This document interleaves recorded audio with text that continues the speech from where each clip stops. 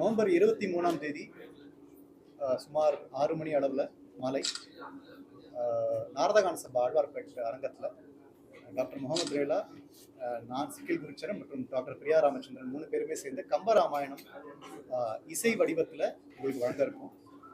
தமிழ் அந்த கம்பராமாயணத்தை தமிழில் சொல்லிட்டு அதோடைய ஆங்கிலத்தில் அதோடைய அர்த்தத்தை சொல்லி கர்நாடக ராகங்கள் மூலமாகவும் என்னோட சேர்ந்து முடிக்கொண்டான் ரமேஷ் அவர்கள் வீணை வாசிக்க, தீபக் பரமேஸ்வரன் அவர்கள் சாரங்கி இசைக்க. ஏன்னா சாரங்கியும் கர்நாடக சங்கீதத்திலையும் ரொம்ப ரேராக தான் உள்ள வரும்.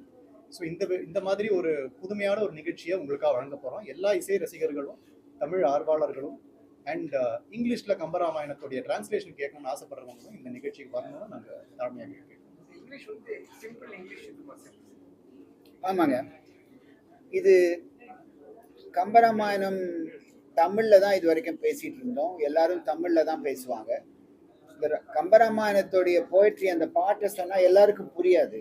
அதை தமிழில் கூட நம்ம சிம்பிள் தமிழில் சொன்னால் தான் ஜனங்களுக்கு புரியும். அந்த மாதிரி சிம்பிள் தமிழில் சொல்கிறதையே ஆங்கிலத்தில் சொல்லப்போம்.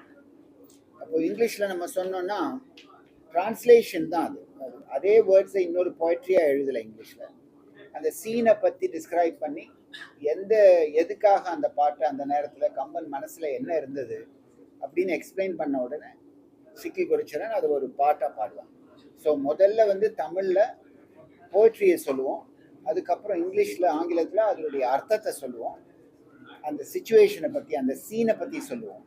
கம்பராமாயணமே எல்லாம் ஒரு நாடகம் தான், சீன் தான், அதை சொல்லுவோம். அதுக்கப்புறம் மியூசிக் வடிவில் அது கேட்போம்.